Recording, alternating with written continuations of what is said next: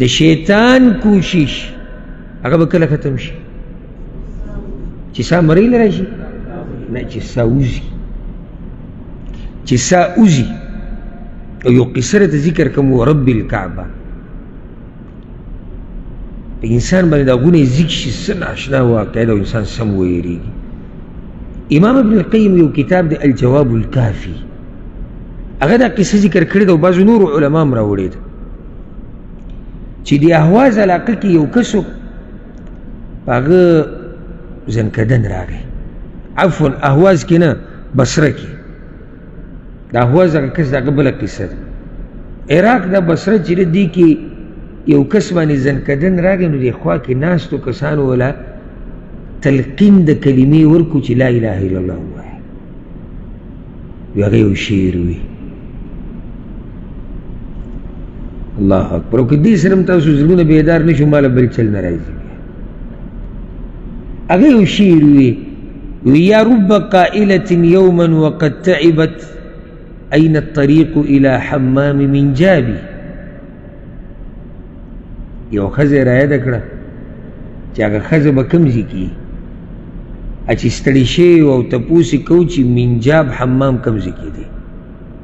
حمام ګوره په عربي کې دا اوس خلک دې حمام ته وایي دا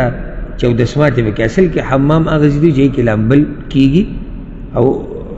خصوصا د زنانو چې کوم حمامونه به پخوا به م اوس هم شتي چې زنانه به کې ځان سنبالوي نو چې هغه زنانه به کوم ځای کې هغه چې ستړي شوي او ګرځېده په حمام د منجاب پسې دا مشهور حمام دا زنانه تله هلته او ځان یې سنبالو اوس تاسو هم دا وایي چې دې څه قصه شوه پوه شوي دي نه پوه نه شوي نه که چا ما ته دا وایي چې زه پوه شوم په دې باندې دی به خفه نه شي خو هسې سینه زوري به کوي وایي چې زه پوه شویم ته پوه څنګه شوې چې دا ښځه څوک وه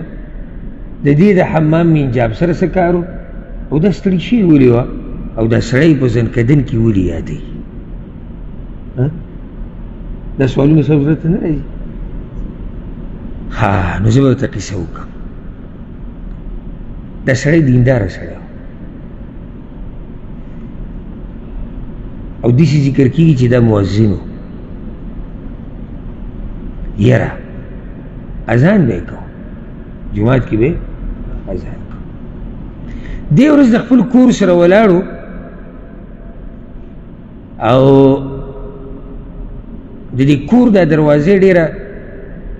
مزداره وه او داسې ښکارېده لکه هغه ځای چې د زنانو حمام ورته ویلی کېږي او حمام منجاب خصوصا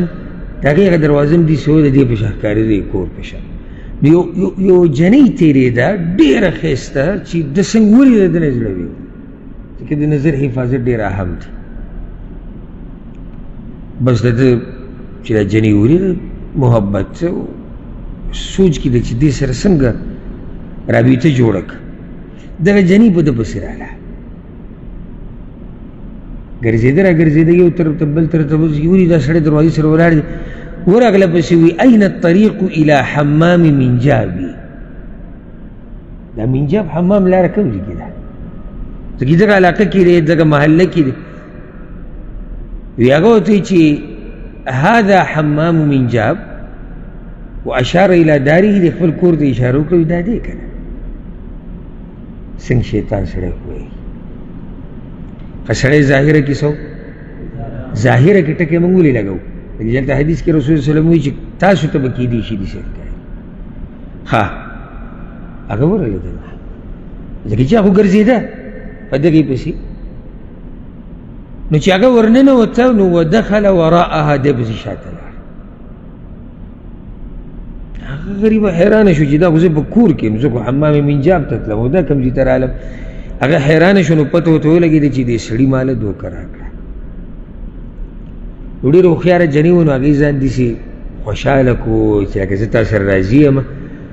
خو ورته یې ووایي چې یو کار به وکړې اوس ما ورته دومره را جمع شوي یو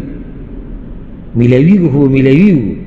خو چې ته لاړ شي شراب راوړي یو شی راوړي بل شی خوراک وراک راوړي نو زموږ دا مجلس به څه شي دا به ښه مزېدار شي. خو صحیح ده. اوس یې دلته راوړه ما لاړ ګرځېدو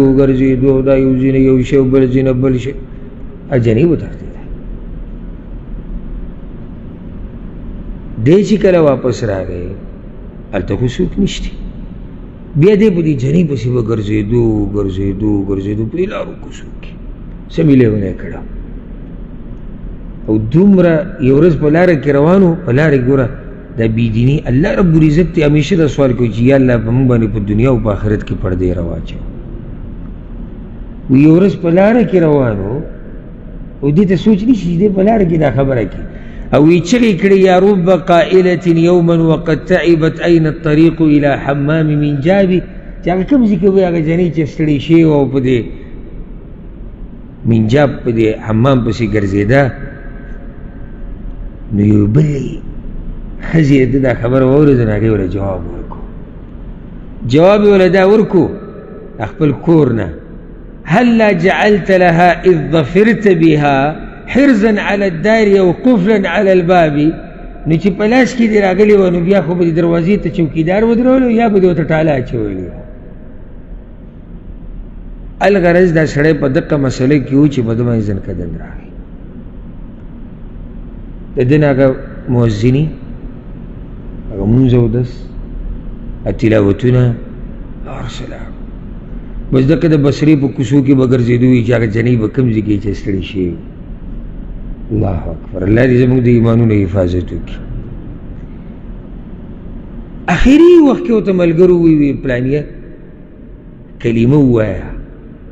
الله سره ملاویږي. نو په هغه ټیم کې وي هغه جنۍ به کوم ځای کې چې ستړې شوې او تپوس یې کوو د لارې چې حمام د منجاب ته رسي او وي دقیقې ته سا ووته. شروع د کوم ځای نه وشو، خبره ختمه په کوم ځای باندې شو. دا اخره خاتمه چې د دې باره کې به د نیکانو خلکو ټول غم د ملا تیرې د نیکانو خلکو مات کړی و. د ملا تیر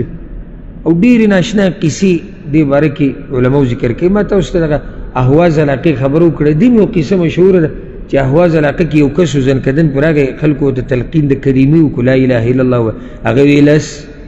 یولس دولس کلمه ووایه الله ته ور روانې لا اله الا الله. هغه وي شل دېرش څلوېښت. هغه سړی په اصل کې دا منشیتوب دا کار به یې کو منشي او دغه حسابونه به یې کول او دنیا پې دومره زوروره شوې وه. کارونه خو موږ ټول کوو، هر سړی لګیا دی د رزق څه اسباب لټوي که نه، خو دنیا به ته د کنټرول نه لاندې ساتي. کله چې زنکدن کې دي د دې سره غم شو معنی ده چې دنیا په تا د پاسه وه. ځکه زه هر وخت تاسو ته یم د دنیا په ځان ډېره مه زوروره کوئ، دا به د هر څه ګډوډ. هغه وایي دغه خبره کوله چې نه لس دولس یولس او دا قیسه. د بعضو باره کې دا راځي چې هغه زنکدن په وخت کې د کلمې تلقین وشو، هغه وایي دا ځمکه به دومره ده تاله به په دومره درکړم، د دې نه ښه به کې بله نه میلاوي، هغه به د ځمکو د کاروبار کړه. بعض ویلي میټر به دومره 5 میټره دومره 10 میټره دومره، هغه د کپړو کاروبار کړه. یو عالم دا قصه ذکر کول، عربي عالم ویل یو کس زنکدن او دا بچی ترې راجمع شوي وو ته خواته او هغه دا چغې والي چې ماله سګرټ راوړي، ماله وي سګرټ راوړه ماله سګرټ راوړه. بچي حیران چې ده سره څه وکړو او هغه یو الله اغسته. اخر کې هغه یو زوی دا کاغذ داسې تاو کو د سګرټ شکل یې جوړ کو خوله کې ورته کېښودو نو دی غلی شو چې غلی شو ساتي ووت. ښه دا و نوی بیان او نوی ویډیو چې تاسو وکتله. د دغه شان د نوي او امپورټډ او معلوماتو دپاره او قیمتي او اهمو ویډیوګانو دپاره تاسو مونږ ځان سره لازمي سبسکرایب کوئ، مونږ فالو کوئ، مونږ لایک کوئ. ملاویږو په نوي ویډیو کې د یو نوي ټاپک سره. اوس مونږ له راغی اجازت. السلام علیکم ورحمت الله.